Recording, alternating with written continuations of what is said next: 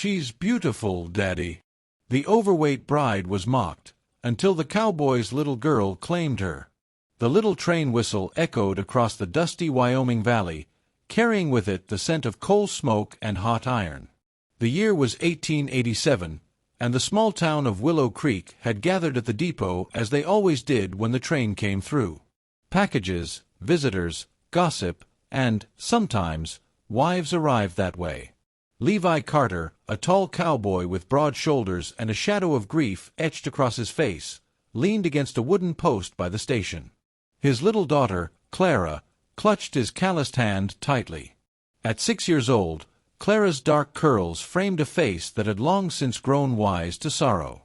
She'd lost her mama 3 winters ago, and though Levi had done his best, he knew the girl missed a woman's touch. That was why he'd taken the bold step of writing for a bride.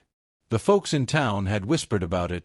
"The Carter man is desperate, sending for a woman like ordering supplies." But Levi ignored them. He needed a partner, a helpmate on the ranch, and someone who could be a mother to Clara. The station master shouted as the train hissed to a stop, and passengers stepped down one by one. Clara's grip tightened. "Daddy, is she here?" Levi's throat worked. "She should be, darling." Then she appeared. A woman in a pale blue dress stepped onto the platform, carrying a worn leather bag. Her cheeks were flushed from the heat, and her auburn hair was tucked neatly under her bonnet. She was not slim, not delicate, not what many might call fashionable. Her figure was generous, soft, and full, the kind of shape that made town gossips elbow each other. Levi's breath caught, but not in disappointment. Something about her, the way her brown eyes searched nervously for him, the way she held herself as though she expected laughter, pulled at his chest. Around them, snickers rose from a group of young women standing near the mercantile. "That's her. The fat one," one whispered loudly. "Poor Levi Carter." The woman's face flushed crimson. She heard every word. She drew her shoulders in, trying to make herself small. Levi felt his jaw tighten. He was about to march over and shut them up when Clara let go of his hand. The little girl ran straight across the platform and stopped in front of the stranger. She tilted her head back, studying her.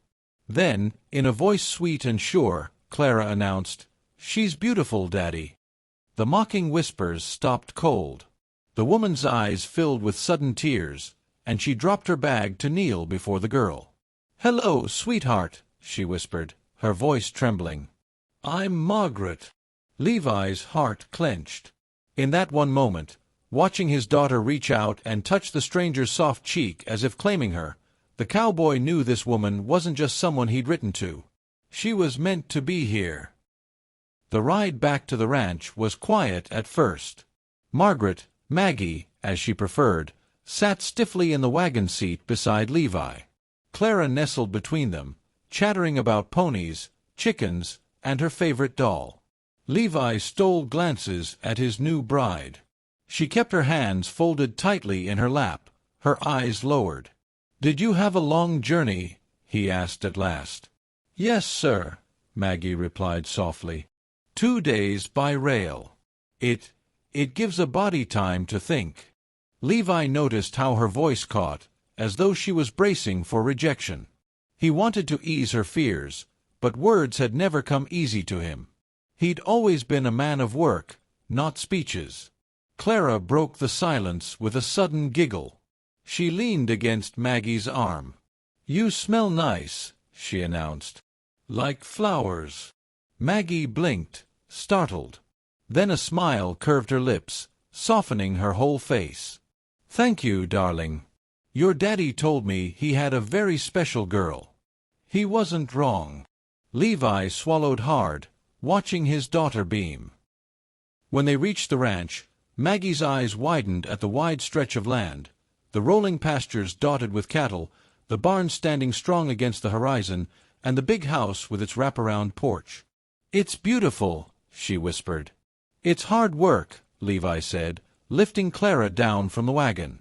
"But it's home." He looked at her then, steady and clear. It'll be your home, too, if you'll have it." Maggie nodded, though uncertainty flickered in her eyes. She was still hearing the laughter at the depot, still hearing her own mother's voice calling her plain, heavy, unfit for a husband. But when Clara slipped her hand into hers and said, "Come see my room, Mama," Maggie nearly stumbled. Mama," she whispered. Clara nodded seriously. "That's what I'll call you, 'cause you're mine now." Levi's chest ached as he watched the tears spill over Maggie's lashes. She pressed a hand to her mouth, trying to hold back a sob, but Clara tugged her along the porch steps, already chattering about dolls and dresses. For the first time in years, Levi allowed himself a sliver of hope. That night, after Clara was tucked into bed, Maggie stood by the window in the small room Levi had given her. The moonlight spilled across her face as she whispered to herself. "She called me Mama." Her hands trembled. She had been laughed at her whole life, dismissed as too large, too plain, unworthy of love. Yet one little girl had looked at her and declared her beautiful. And Levi Carter, quiet, steady Levi, hadn't flinched once when he saw her. Maggie pressed her hand to her heart, daring for the first time to believe she might finally belong. Morning light spilled across the Carter ranch, painting the pastures gold. The rooster had barely crowed when Maggie rose from her narrow bed. Years of tending her family back east had made her accustomed to early hours, and she was determined to prove herself useful here. The kitchen smelled of fresh bread by the time Levi came in from the barn. He stopped short, hat in hand, staring at the steaming loaf on the table, the eggs frying in the skillet, and Maggie herself, her cheeks pink from the stove's heat, strands of auburn hair tumbling loose. "You didn't have to," he began. Maggie looked over her shoulder, nervous. I thought I should." Levi's gaze softened. "Smells better than anything I've eaten in a long while." Clara came padding in, rubbing her eyes. The moment she saw Maggie, she beamed. "Mama, you made breakfast." Maggie's breath hitched at the name. She set a plate in front of the child, her heart swelling. "Eat up, darling. There's plenty." Levi sat across from them, watching the way Clara leaned against Maggie, utterly at ease. Something stirred deep inside him, something he hadn't felt since before his wife's passing, peace. But peace was fragile. Later that week, Maggie ventured into town with Levi and Clara to pick up supplies. The mercantile was bustling, and as soon as they stepped through the door, whispers rippled through the crowd. "There she is, the big Eastern bride," one woman snickered. "Poor Levi, he could have had his pick," another muttered. Maggie's face burned. She lowered her eyes, clutching Clara's hand tighter. But Clara, small and fearless, lifted her chin. "Don't say bad things about my mama," she said loudly. "She's beautiful." The room went silent. Maggie froze, her chest tight, until Levi's voice cut through the quiet like a whip. "That's right," he drawled, his eyes flashing as he fixed the gossips with a hard stare. "She's my wife, and if anyone's got something to say about her, they can say it to me." The women turned away, muttering, but the sting lingered in Maggie's chest. She had never been defended like that. Never been chosen so openly. As they left the mercantile, she whispered, "You shouldn't have had to say that." Levi looked at her, his jaw steady. "I wanted to." Maggie blinked rapidly, tears threatening. For so long she had carried shame like a second skin, but here was a man who saw her worth. Life on the ranch was not easy, but Maggie threw herself into it. She learned how to milk the cow, mend harnesses, even ride out with Levi when he checked the herd. Her skirts often ended up dusty, her hair tangled by the wind, but Clara thought her wonderful, and Levi found himself stealing glances when he thought she wouldn't notice. One evening, after supper, Levi lingered on the porch while Maggie washed dishes. Clara had gone to bed, leaving the two of them alone in the quiet hum of crickets. Maggie stepped outside, drying her hands on her apron. She hesitated, then sat beside him on the bench. For a while, they said nothing, just watched the stars bloom across the sky. At last, Maggie spoke, her voice trembling. "Levi, do you regret it? Writing for me?" He turned his head sharply. "Why would you ask that?"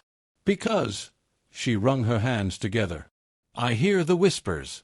I see the way folks look at me. I'm not what men dream of.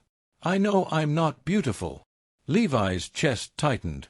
He leaned forward, resting his forearms on his knees. "Maggie, you listen to me. You are beautiful. Not because of what folks say, or don't say. You're beautiful because of the way Clara lights up around you. Because of the way you've taken this place, this life, and made it warmer. You've done more in a few weeks than I could have hoped for in a lifetime." Maggie's throat worked, unable to hold back tears. "Do you really mean that?" Levi looked straight into her eyes. "I've never said anything truer."